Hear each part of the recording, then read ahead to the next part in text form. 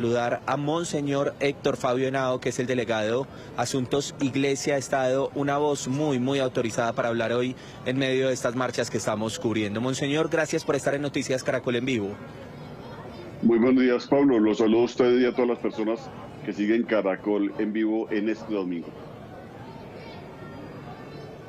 Monseñor, la Iglesia Católica ha hecho un llamado muy contundente en cabeza del Cardenal de Colombia para que haya una unidad, para que desescalemos el lenguaje de violencia. ¿Cuál ha sido ese mensaje que ha enviado la Iglesia Católica recientemente con base en lo que está pasando en nuestro país? La Iglesia ha hecho una invitación para que primero se tome este momento que es muy particular con serenidad, pero también con responsabilidad. Es decir, que este es un momento que requiere reflexión, que requiere compromiso de todos los liderazgos en cada uno de los distintos sectores y fases que tiene la sociedad colombiana. Aquí se requiere que de todos los ámbitos se den mensajes de no violencia, se den mensajes que inviten a la reflexión y al reconocimiento de que estamos haciendo un camino complejo, difícil dentro de nuestra democracia, pero que depende de toda la sociedad. Nadie solo puede sacarnos de las crisis o de las situaciones que se presentan como esta. Se requiere que sea el conjunto de la sociedad, que sea el conjunto de las voces lo que nos den perspectivas de salidas. Y aquí ese énfasis en que nadie puede solo, nadie tiene la última capacidad de sacarnos adelante, y hace sentir y resonar un clamor que viene de la ciudadanía que dice que las comunidades, manteniendo sus diferencias, manteniendo sus perspectivas, con posiciones a veces antagónicas, puede también lanzar mensajes y propuestas de no violencia. Hay que partir del hecho de que desde la base, desde las comunidades, desde los territorios, se debe fortalecer ese llamado a la no violencia, porque finalmente es allí donde se tejen los hechos más complejos en la vida comunitaria, en la vida cercana, en la vida barrial. Allí las comunidades tienen un papel muy importante y es otro nivel de liderazgo que tenemos que cuidar en este momento mucho. Tenemos que enfatizar en la capacidad que tienen los líderes comunitarios en este momento para ayudarnos a salir adelante con mensajes de no violencia. Monseñor Héctor Fabio, un gusto saludarlo. Gracias por acompañarnos esta mañana en Noticias Caracol en vivo. Yo le quiero consultar sobre esa mediación y ese rol fundamental que ha jugado la Iglesia Católica siempre en estas situaciones de violencia que se registran en países como el nuestro. Así las cosas, usted sabe que los acuerdos, la implementación de los acuerdos de paz se han venido retrasando. Tal vez por esto, entre otras, se ha registrado el recrudecimiento de la violencia. ¿Usted cree que a nuestro país le urge nuevamente sentarse a dialogar y de una vez por todas lograr esa paz que tanto anhela hoy Colombia? Muchas gracias. Sí, me parece muy importante esta observación. Primero, que no hemos podido terminar o avanzar suficientemente en la implementación de los acuerdos, aunque hay que reconocer que la implementación nunca se detuvo. Siempre hemos tenido, de diferentes aspectos, implementación. Ha faltado que sea más integral para tocar con las raíces de la conflictividad. Lo segundo es que la Iglesia ha llamado a que hagamos como 3 tipos de acercamientos en este momento. El uno, que tiene que ver con la institucionalidad, la presidencia, los órganos de control, los órganos que tienen grandes responsabilidades en la nación, para buscar que haya acercamiento en torno a lo que es el rol de las normas, la Constitución, lo establecido para situaciones como las que estamos viviendo, sobre las cuales puede haber diferentes interpretaciones, pero que haya un encuentro. Y esa capacidad de encontrarse y dialogar es muy importante. Lo segundo es liderazgos en el ámbito político. Entonces se ha hablado también que podría haber un encuentro con expresidentes, con personas con mucha capacidad de liderazgo, para que se sienten y de alguna manera desde allí lancen sus propuestas y busquen caminos y aporten a las salidas. Y lo tercero es el liderazgo político. Se está impulsando con la Defensoría del Pueblo en Naciones Unidas, la MAPOEA y nosotros, un acuerdo firmado por los presidentes de los partidos y movimientos políticos.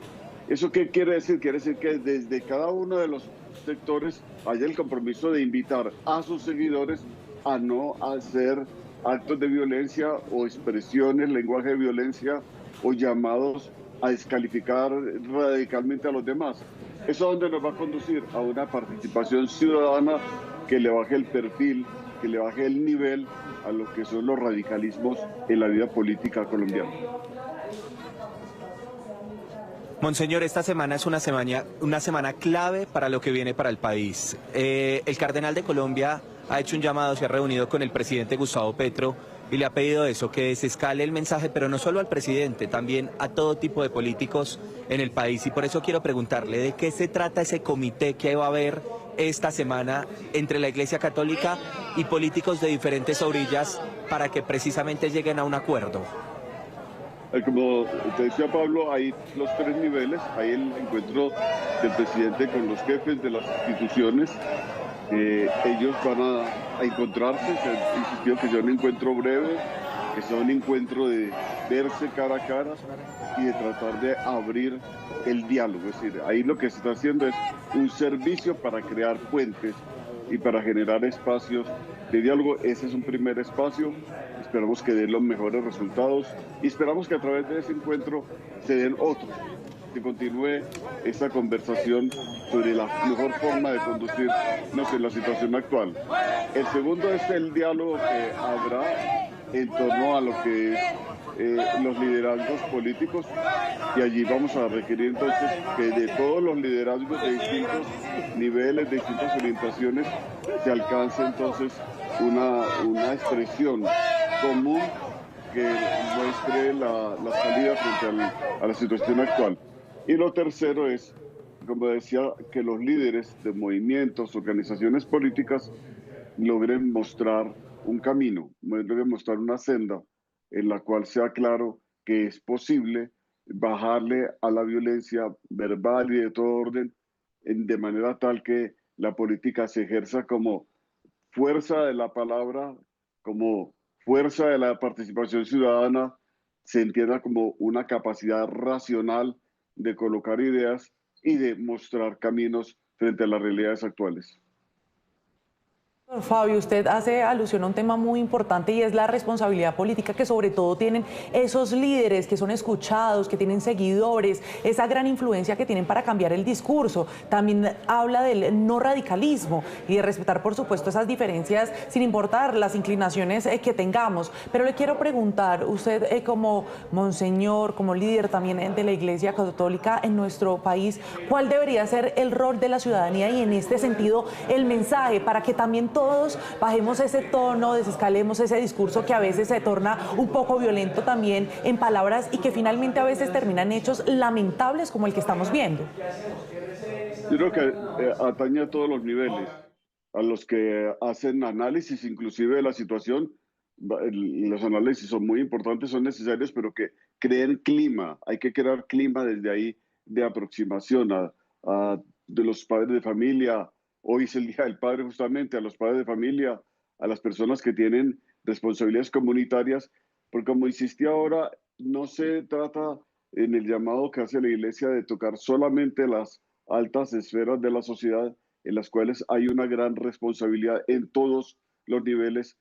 No se trata solamente de llamar a todos los jefes políticos sin distinción, se trata de llamar también a los liderazgos sociales, a los liderazgos comunitarios de todo orden, de todas las perspectivas que hay, de todos los ángulos, para que seamos capaces de escucharnos primero que todo, porque la capacidad de escucha tiene un papel aquí muy importante, y luego que seamos capaces conjuntamente de discutir y de ver qué nación es la que queremos construir y hacia dónde nos estamos encaminando.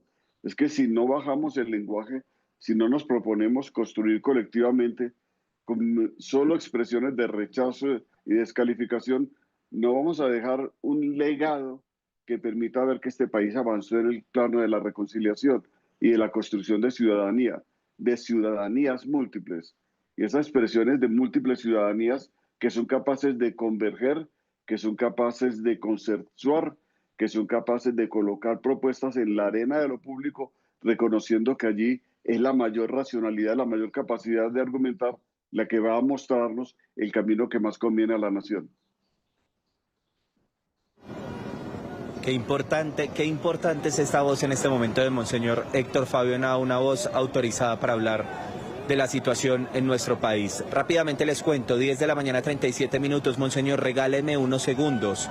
Le cuento a nuestros usuarios, la marcha en Bogotá ya está a una cuadra de la Plaza de Bolívar. Nos encontramos específicamente en la carrera séptima con calle 13, número 1 y 2. Nos vamos a esta hora a la ciudad bonita, a la ciudad de Bucaramanga con Natalia Ayala para saber cómo avanza la manifestación allí en Bucaramanga. Natalie. Pablo, ¿qué tal? Muy buenos días. Mire, este es el panorama que se registra a esta hora en Bucaramanga. Esta marcha del silencio que inició sobre las 9 de la mañana en la Puerta del Sol, pues ha sido multitudinaria y a esta hora sigue recorriendo las calles de Bucaramanga. A esta hora va por la carrera 27 con calle 36. Ustedes pueden ver cómo la gente en familia, no importa la edad, el estrato social, Pablo, el partido político, la gente salió con sus camisas blancas, con sus banderas de...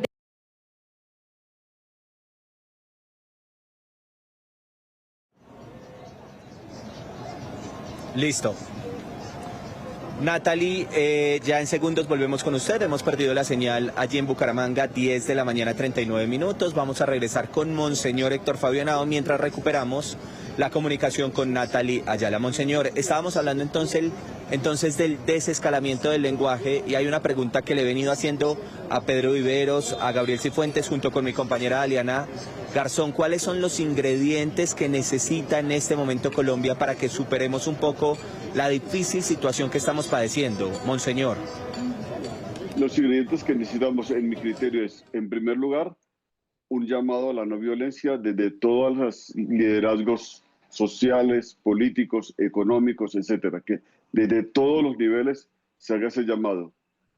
Un segundo hecho importante es que quienes tienen responsabilidades frente al Estado haya la mayor capacidad de análisis, de debate interno, etcétera, sobre cuáles son los mejores caminos para el ejercicio de la democracia y para que la Constitución sea la que nos muestre el norte hacia el cual debemos encaminarnos. En tercer lugar, creo que tenemos un deber como ciudadanos y es mantener nuestra capacidad de estar de alguna manera unidos desde distintas ópticas, manifestándonos por una sociedad capaz de escucharse y dialogar, una sociedad capaz de debatir más allá de cualquier violencia, excluyendo la violencia de la arena política. Eso es muy importante, excluir la violencia de la arena política. En cuarto lugar, considero que los líderes de movimientos sociales y políticos de todos los tamaños y de todas las orientaciones ideológicas tienen un deber que es hacer que la sociedad colombiana avance en el camino de la no violencia y de la construcción de verdadera ciudadanía. Y en último lugar, considero que es muy importante que todas las organizaciones y liderazgos sociales de todo orden empecemos a pensar más definidamente el tipo de sociedad que queremos construir más allá de las violencias que hemos vivido a lo largo de décadas. Me quedo un poco, y resumiendo su respuesta, me quedo un poco con la capacidad de escucha. Natalie Ayala está nuevamente al pie del cañón en Bucaramanga. Natalie, ¿qué está pasando hasta ahora en la ciudad bonita? Pablo, mire, como ustedes lo pueden ver en este momento en pantalla, continúa esta movilización por una de las vías principales, la carrera 27. En este momento ya va a tomar la calle 36 y las personas que se movilizan desde muy temprano, desde las 9 de la mañana, van a llegar hasta la calle 36 con carrera 15, en donde se instaló una tarima y allí se van a entregar unos mensajes de reflexión. Mire, ustedes pueden ver la gente que yo les contaba hace unos minutos, que ha salido con camisetas blancas, con banderas de Colombia, en familia. Muchos vienen incluso con sus mascotas, con sus hijos, para participar de esta marcha que, dicen ellos, el único fin que tiene es hacer un llamado a la unión en el país, a la paz ante estos momentos de guerra, dice la gente, que se están viviendo, no solamente por el atentado que sufrió el precandidato presidencial Miguel Uribe, sino también por esos ataques contra la fuerza pública y contra la población que se han presentado en diferentes zonas del país. Miren ustedes los mensajes, la gente de verdad que ha venido a apoyar, sin importar que en Bucaramanga ha hecho bastante calor, ha llovido, ha sido un clima que ha estado muy cambiante, pero la gente, incluso mire, hasta en silencio, como ha sido denominada esta marcha, han venido a salir a las calles en familia. Vean ustedes la mamá con el niño, la gente decidió venir de verdad a pedir la paz del país. Natalie, muchas gracias por toda la información. Veíamos allí a todos los mumangueses que también se unen a este llamado de toda Colombia, todos cumpliendo la cita, rechazando el atentado contra la vida de Miguel Uribe Turbay, pero también ese rechazo contra ese recrudecimiento de la violencia que lamentablemente vivimos en diferentes regiones del país y que como colombianos nos toca a todos. Monseñor, ustedes han sido mediadores en todo el conflicto, usted también ha sido testigo de momentos muy difíciles en nuestro país. Sin embargo, desde el año 1980-1990 no se registraba un atentado contra la vida de un candidato a la presidencia. En ese momento, lamentablemente, vimos que fueron asesinados Jaime Pardo, Luis Carlos Galán, Bernardo Jaramillo y Carlos Pizarro. Estamos retrocediendo como nación, estamos retrocediendo como país al ver que nuevamente en este 2020, en el año 2025, para ser exacto, se registra un hecho similar a los que ya vivimos en el siglo pasado. Muchas gracias por esta pregunta. Yo considero que no es un retroceso hacia el pasado. Si la historia de esos hechos tenían un contexto diferente al que tenemos hoy. Hoy tenemos otra constitución política de Colombia y muchos esfuerzos se han hecho en todos los distintos aspectos de la vida ciudadana para hacer transformaciones que nos fortalezcan en la capacidad de vivir en una democracia. Me parece que como país, como nación, hemos avanzado.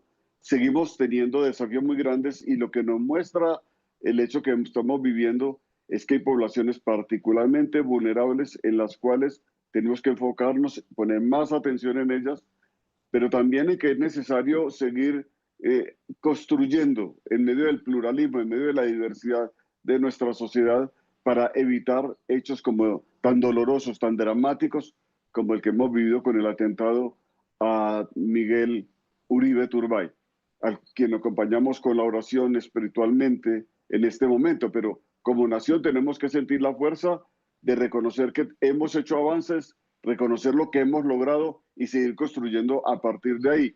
Y no, digamos, pensar que nos hemos devuelto en el tiempo, porque en realidad no podemos perder todo lo que hemos logrado.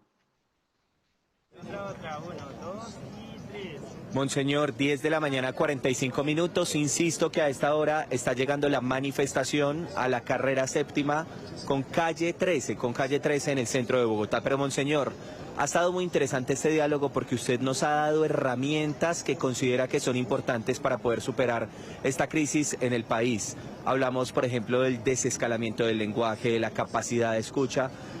Para los días que vienen, Monseñor, y sobre todo para un año próximo, el año electoral, ¿usted cuál es el llamado que le hace sobre todo al gobierno para garantizar la vida de los candidatos presidenciales, que me parece que es fundamental en medio de una contienda electoral cuando estamos hablando de una democracia, Monseñor? Sí, la protección de los liderazgos políticos en una contienda electoral indudablemente es una pieza clave para asegurar el éxito de la misma y para asegurar también que realmente todo el ejercicio se cumpla en el marco de la democracia. Hemos visto ya el compromiso de las autoridades en las investigaciones que avanzan bastante sobre este caso particular, pero como decía ahora, deja lecciones, deja aprendizajes sobre la forma como se debe garantizar la protección de los candidatos. Y pienso que es un momento en el cual quienes tienen la responsabilidad, los organismos de control, todos los organismos de seguridad del Estado, tendrán en este momento una tarea muy importante, que es revisar el contexto en el cual se desarrolla la campaña. Hay regiones más sensibles. Ocurrió en Bogotá, ocurrió de día, ocurrió en un sector de Bogotá que es bastante poblado y donde había una congregación de gente importante, eso nos dice a nosotros que ahí hay unos desafíos. Hay otros desafíos en el mundo de la democracia que no hay que olvidar. Uno es de la seguridad de los candidatos, pero el otro es que la gente pueda votar de manera libre e informada. Eso es muy importante. Y hay regiones donde tenemos que esforzarnos al máximo para que la gente pueda conocer las propuestas y pueda acercarse a votar de manera libre, sabiendo que el voto nos va a ayudar a desescalar los radicalismos que existen. Pero esa es otra problemática que tenemos allí al lado. Y una tercera que yo diría que es importante es revisar de qué manera estas elecciones que van a darse el año entrante van a ser clave también para definir el avance que vamos a continuar teniendo en cuanto a la implementación de acuerdos del pasado, pero también en cuanto a la revisión de los que son compromisos del Estado con las poblaciones, que son muy importantes y que siguen esperando una respuesta efectiva para lo que ellos necesitan.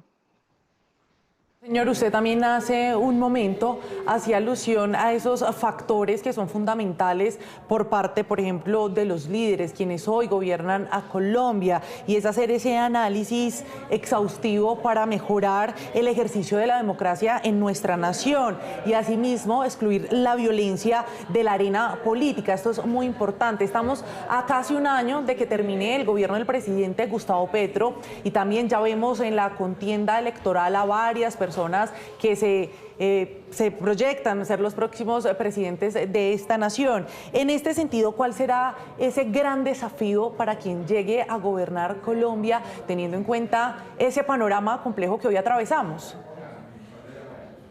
El desafío para que llegue a gobernar el país es grande porque hay una fragmentación en múltiples asuntos, no solamente en el asunto político, donde hay discusiones muy fuertes, donde hay radicalismos a veces digamos, muy profundos, pero encontrarse también con una urgencia en regiones, en territorios del país, donde la presencia del Estado tiene que ser mucho más sólida, donde la presencia del Estado con sus instituciones sociales tiene que ayudar a que se integren más y más esas regiones a la vida de la nación. Y por otra parte, se encontrará con sectores que están esperando respuestas a necesidades muy urgentes. Yo diría, aquí hay que pensar en sectores como los jóvenes, etcétera, que son unas ciudadanías activas que podrían fortalecerse mucho más en sus capacidades. Estamos también cerca de una elección del Consejo Nacional de Juventud y eso me parece que no es un hecho secundario, nos va a mostrar también cómo se trabaja en ese plano. Pienso que va a encontrar el nuevo mandatario unos desafíos muy importantes. Ojalá encuentre una nación con mucha capacidad de apostar desde cualquier orilla política. Ese es un gran propósito que debemos tener, que apostemos a las transformaciones, a los cambios, a los proyectos y planes que el país más necesite. Monseñor, ya nos reencontramos para una conclusión final de esta charla que hemos tenido en este espacio en Noticias Caracol en Vivo con mi compañera Aliana Garzón, con usted que es el representante Iglesia-Estado, pero de inmediato nos vamos a esta hora de la mañana cuando faltan más o menos 8 minutos para las 11 de la mañana con Lucía Fernanda Yáñez, que está en la ciudad de Barranquilla y que también nos tiene toda la información desde el Caribe colombiano. ¿Cómo está hasta ahora la manifestación, Lucía? Pablo, Daliana, muy buenos días para ustedes y para todos nuestros usuarios. Yo los saludo justamente desde aquí, desde la Plaza de la Paz en Barranquilla, porque a las 9 en punto de la mañana se dieron cita cientos de ciudadanos barranquilleros para unirse a esa marcha del silencio en toda Colombia, para hacer un llamado a la unión y a pedir por la paz del país. Desde muy temprano empezaron a llegar las familias. Quiero decirle que los jóvenes han sido protagonistas importantes en esta manifestación, que en Barranquilla en realidad es un plantón. Aquí en la Plaza de la Paz no habrá un recorrido como tal. El desplazamiento inició hacia las 10 en punto de la mañana, pero hacia el interior de la Catedral María Reina, aquí en Barranquilla, donde se está llevando a cabo justamente ahí una Eucaristía que se está ofreciendo por la salud y la recuperación del senador y precandidato presidencial Miguel Uribe, pero también por la paz de todos los colombianos. Han pedido, nos hemos acercado a hablar con estas personas que están aquí y piden especialmente por esas regiones del país país, de Colombia, que hoy más que nunca necesitan vivir en paz, que cese el conflicto, que cesen las diferencias y que Colombia se una en un llamado a la calma y a la unión del país. Hablamos con los jóvenes, ellos al terminar esa Eucaristía en la catedral van a salir de nuevo aquí a esta que es la Plaza de la Paz. Unas 5.000 personas pueden estar aquí reunidas. La catedral tiene una capacidad para 4.000 personas sentadas, pero está llena también. A las afueras de la catedral está la gente y aquí justamente en este escenario, en esta tarima donde se han elevado oraciones, muestras artísticas, manifestaciones de distintos tipos, están concentrados entonces toda la ciudadanía barranquillera pidiendo por la paz de Colombia y haciendo un llamado a la unión para todos. Pablo y Daliana. Pues Lucía, muchísimas gracias. Recibo a esta hora.